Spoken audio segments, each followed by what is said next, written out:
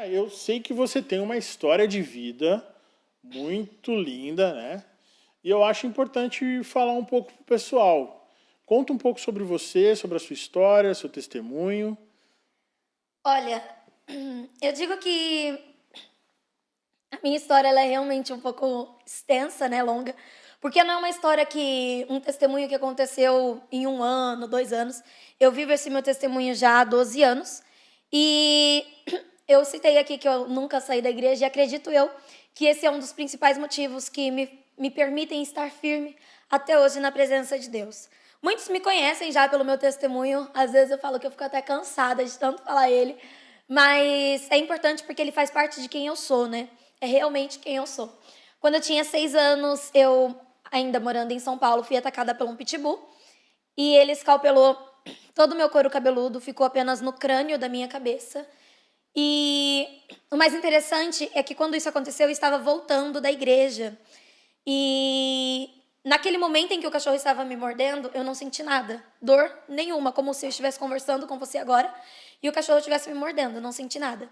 E uma das pessoas me perguntaram, depois de um bom tempo, mas Tonai, naquele momento, você não sentiu dor, você não gritou, não desmaiou, tipo, como que é possível, né, não ter sentido dor? Porque o estrago foi muito grande. Eu falei assim, olha, fiquei quieta e a pessoa falou assim, eu já sei. É que naquele momento a pessoa não acreditava em Deus, então eles tendem a usar a ciência, né? E ele falou assim: naquele momento você estava com o sangue muito quente, uma adrenalina assim muito forte, né, muito alta. Então a dor só vem quando o sangue esfria, a adrenalina baixa. Quando na verdade eu não acredito que era isso. Então eu olhei para a pessoa e falei assim: não, não foi por isso que eu não senti dor. Eu não sentia dor porque o sangue de Jesus me cobriu. Então, eu digo que desde pequena eu já tinha isso forte dentro de mim. Já cria no Deus que eu sirvo e sempre tive essa certeza, essa fé de que é Deus que nos sustenta. É tanto que eu fui de casa até o hospital cantando para minha mãe. Porque a gente dentro do carro, a minha mãe desesperada, desesperada, e eu falava: "Mãe, se acalma", e ela não se acalmava. E eu comecei na minha cabeça a falar com Deus. Falava: "Deus, o que que eu faço para acalmar minha mãe?" E aí eu ouvi como se fosse uma voz dizendo: "Canta". Ficava matutando na minha cabeça: "Canta, canta". Eu falei: "Eu vou cantar". Mas nesses momentos vou cantar o quê, né? E aí veio o hino da harpa, o 212. Eu olhei para minha mãe feliz e falei: "Mãe, vamos cantar". Mas ela só chorava. Eu falei: "Eu vou cantar quando a senhora conseguir, a senhora me acompanha". E foi aí que começou o meu contato com o louvor, com a música, né? Nós fomos cantando de casa até chegar no hospital e minha mãe se acalmou. E lá no hospital passei 3 meses, passei por muitos procedimentos, fiz cerca de 27 cirurgias. Mas o mais interessante é que todos os dias as enfermeiras elas cuidavam de mim, faziam um curativo, tiravam as faixas, furavam meu corpo cerca de 4 a 5 vezes ao dia. Mas por todo esse procedimento, todo esse processo que eu passava, eu não chorava, eu não gritava, eu não dava escândalo como outras crianças. E um dia minha psicóloga me acompanhando, ela falou: "Mas Taunay, você não precisa se fazer de forte. Você não precisa esconder as lágrimas, sabe? Para animar, para alegrar as outras pessoas". E eu olhei para ela e falei: "Doutora, você não entende. Todo esse processo eu passo cantando, não simplesmente por cantar ou porque eu acho bonito. Uma, porque o meu pai me ensinou. Logo nos primeiros dias que eu internei, o meu pai falou assim: Filha, vai ter dias que você vai sentir dor, vai ter dias que você vai sentir medo, vai ter dias que você vai pensar em parar. E todos esses dias eu quero que você cante. Quando você pensar em questionar a Deus, perguntar para Deus por que tudo isso está acontecendo com você, cante". Falei: "Mas pai, o que eu vou cantar?" E ele falava: "Canta os hinos da igreja". Falei: "Então tá bom". E assim foi acontecendo todos os dias. Sempre que a dor vinha, eu cantava. E o mais interessante, todas as vezes que eu louvava, a dor ia embora, como se fosse um remédio.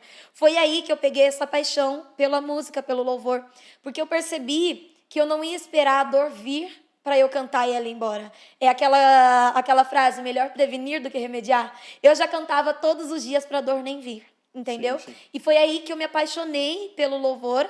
E meu pai costuma dizer que eu canto o tempo todo, em todo lugar. Isso até cansa um pouco as pessoas, né?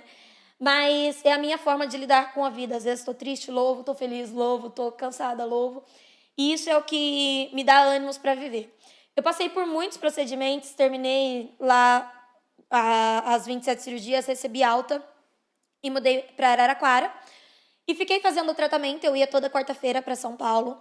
Mas chegou um momento que nada mais funcionava em mim, né? Não tinha mais jeito. E os médicos deram um tempo para eles estudarem o meu caso. Tudo isso que você enfrentou foi muito nova, né? Foi com Sim, quantos anos? foi com 6 De anos. 6 a quantos anos você enfrentou esse tratamento aí?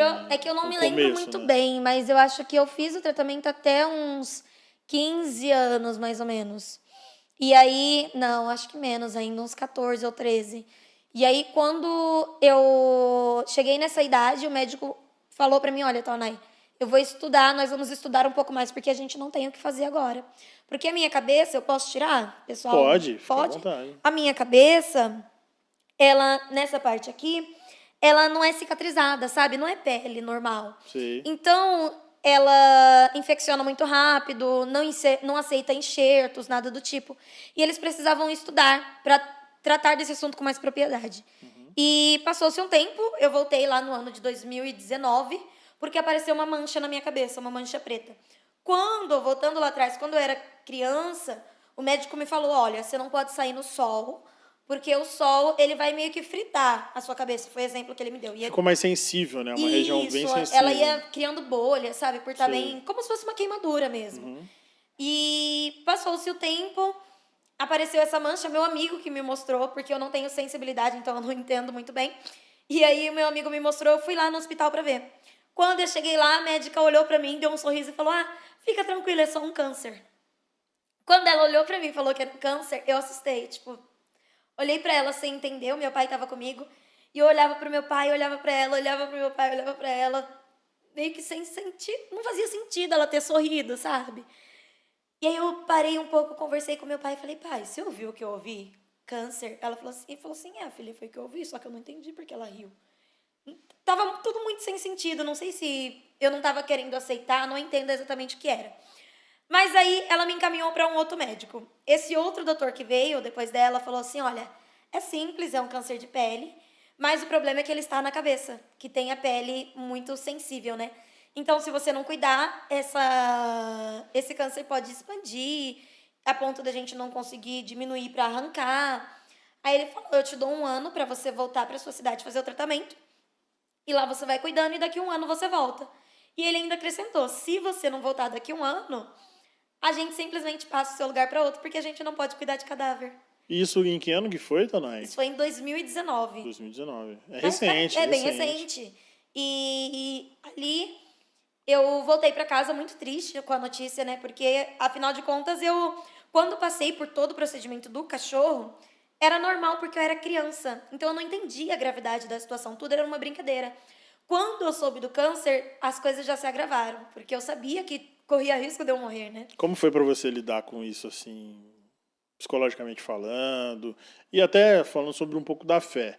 Porque, assim, a gente que vive certas situações, a gente dá uma baladinha na fé. O ser humano normal, ele se abala, né? Como foi para você isso? Então, naquele momento, foi um dos mais difíceis, por quê? A minha última cirurgia eu tinha feito lá quando eu tinha parado o tratamento, lá por volta dos meus 12, 13 anos. Então, antes eu não tinha medo nenhum de fazer cirurgia, eu ia brincando e tal. Mas chegou um momento que eu comecei a ver notícias e pessoas falando de medo de cirurgia, que eu comecei a sentir esse medo de fazer as cirurgias. E aí eu comecei a pensar, não, eu não quero fazer a cirurgia, né?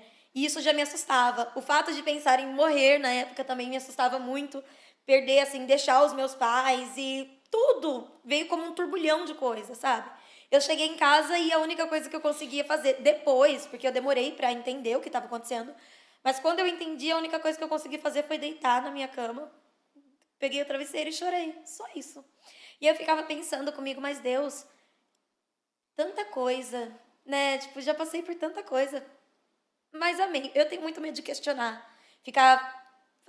Questionar Deus porque a gente sabe que Deus ele tem os planos dele, a forma de trabalhar, né? Sim. E eu sempre tive muito temor de questionar. Então eu ficava, Deus, eu não quero questionar, mas precisava de tudo isso. Meu Deus, chegou um momento que eu aceitei, eu falei, Deus, se o Senhor quiser me levar, amém. Mas conforta o coração da minha família. Quando eu aceitei de verdade, falei, não, na hora eu vou morrer, pronto. Deus, conforta o coração dos meus pais, dos meus irmãos, e me leva. Mas o que me entristecia é que tinham promessas que não foram cumpridas ainda. Falei, olha, antes do Senhor me levar, eu realmente quero que o Senhor cumpra as promessas. Para que eu venha realmente viver o que eu prego. Porque nós pregamos que Deus ele não é homem para que minta, nem filho do homem para que ele se arrependa. E o que ele promete se cumpre. Exato. Então eu falei assim, Deus, né?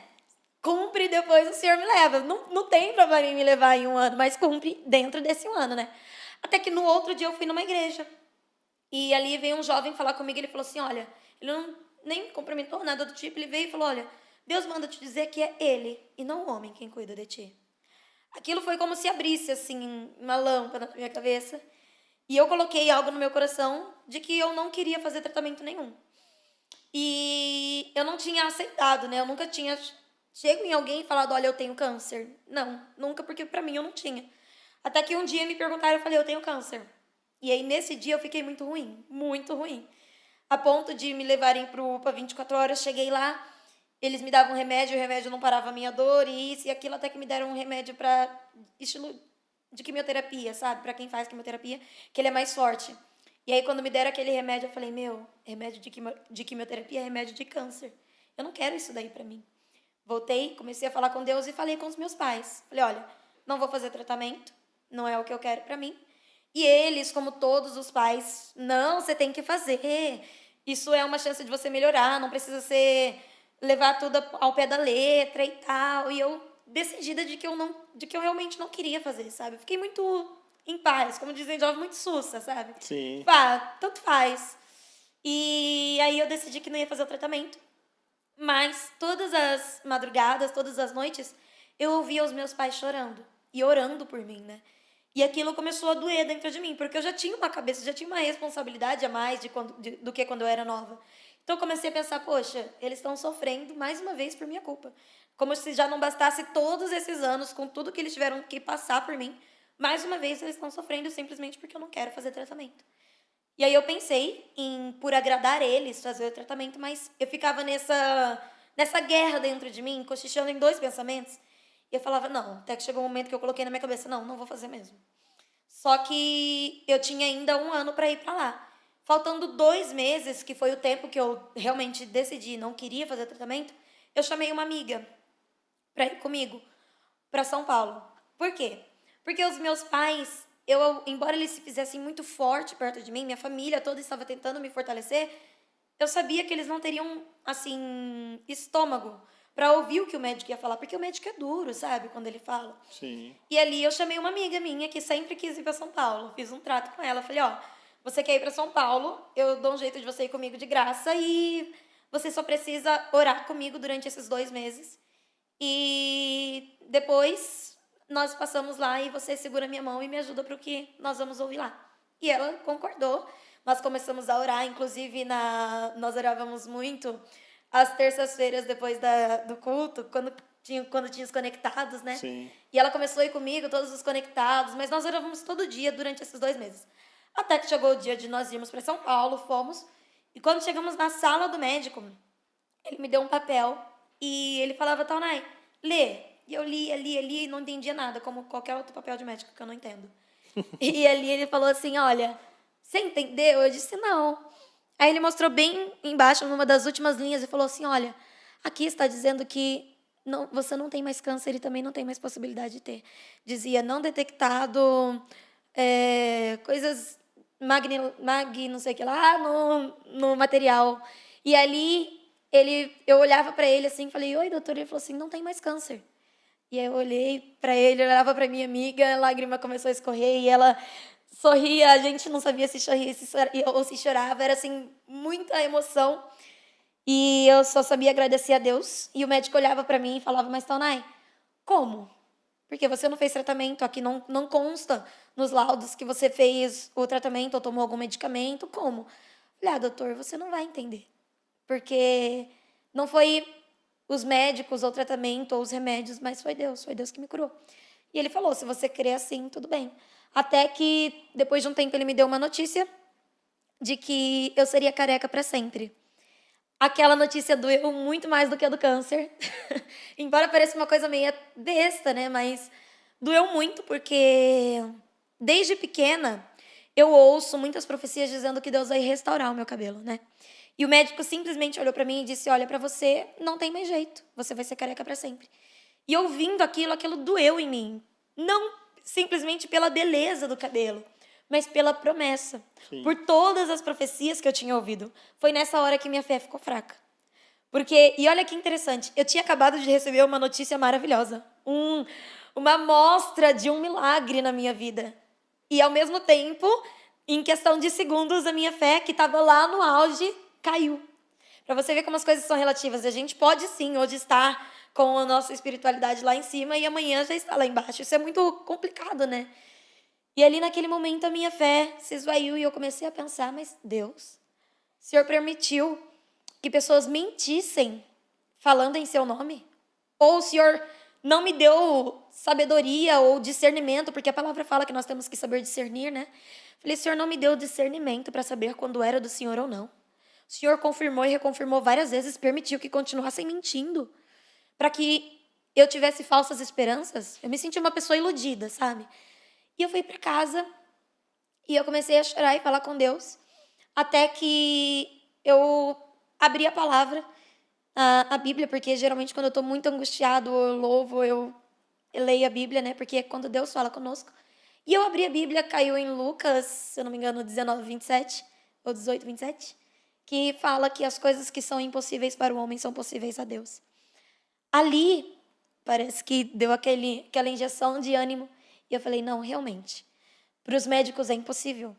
Mas se Deus já acabou de me mostrar que Ele é capaz de fazer o impossível, Ele me curou do câncer, que os médicos falaram que era impossível ser curado sem nenhum medicamento, Ele praticamente me deu uma amostra grátis para me preparar para passar por esta próxima situação, né? E eu costumo dizer que eu já passo por esse procedimento faz muitos anos. Eu sofri um acidente em 16 de outubro de 2007, então já faz muito tempo. E vendo pelo que as pessoas falam, já era para o cabelo ter crescido, sabe? E chegou um momento que eu comecei a indagar e falar com Deus, mas Deus, por que ainda não cresceu? Até que um dia eu fui numa igreja, fui ministrar, e veio uma irmã, ou irmão, não lembro ao certo, e a pessoa olhava para mim, chorando, e falava, olha, o que eu vejo é lindo. Eu vejo uma mão muito grande tecendo fio por fio dos cabelos na sua cabeça. E aí ele terminou dizendo que a glória da segunda casa seria maior do que a primeira. Essas são coisas que vieram ainda me dando mais ânimo e mais fé de que aquilo realmente iria acontecer, de que a restauração do meu cabelo vai acontecer. Só que o Senhor me fez entender que as coisas não são no nosso tempo, e sim no tempo de Deus. Eu creio, essa é a minha crença, eu acredito que o Senhor ainda não me deu o meu milagre, o meu cabelo do milagre, como eu chamo, porque existem pessoas que se me vissem agora com o meu cabelo, não acreditariam em toda essa história. Mesmo se eu mostrasse as marcas das cirurgias, talvez não acreditariam. Então, às vezes, Deus permite que tudo isso aconteça, que eu ainda não tenho o meu cabelo, para que algumas pessoas vejam, e depois, quando Deus me der o meu cabelo, elas veem novamente, mas com o cabelo que Deus deu, para falar, olha, o médico desenganou, porque eu tenho os papéis dizendo que não tem mais jeito. Mas Deus veio e restaurou por um milagre. Eu digo que eu não sei como Deus vai fazer. Não sei se eu vou estar orando e o cabelo vai estar crescendo. Não sei se eu vou estar dormindo, vou acordar cabeluda. Não sei. Eu coloco coisas na minha cabeça como se eu fosse uma criança. Mas eu sei que vai acontecer, sabe? Eu tenho convicção disso. Não sei quando, não sei por quanto tempo vai durar, mas eu sei que vai acontecer. Então, eu digo que isso é o que me dá forças para continuar todos os dias. Porque todos os dias, todo mundo, os seres humanos, nós nos sentimos fracos. E todos os dias nós precisamos de uma injeção de ânimo. E o meu testemunho é uma injeção de ânimo, creio que para muitos e para mim mesmo, para dizer, não, eu preciso continuar. Tanto porque existem pessoas que precisam ouvir o meu testemunho, que precisam conhecer essa história para renovar a fé, quanto para mim mesmo, para a minha família, para que nós venhamos estar firmes, porque os únicos que podem impedir a promessa de Deus de se cumprir somos nós mesmos. Então, eu coloco na minha cabeça, eu preciso continuar. E sempre que eu penso em desistir, eu penso, não, eu não posso desistir. Porque olha tudo que Deus já fez por mim. Então, eu não vou parar, eu não vou desviar, eu não vou desistir, eu vou correr atrás, vou continuar lutando, mesmo que seja difícil. Porque eu sei que, embora como diz a Bíblia, na nossa vida, no mundo, nós teremos aflições, eu sei que eu tenho que ter esse bom ânimo para continuar, porque em Cristo, como a Bíblia diz, nós já somos mais do que vencedores. Então, essa a minha história de vida, eu digo que é a minha experiência com Deus.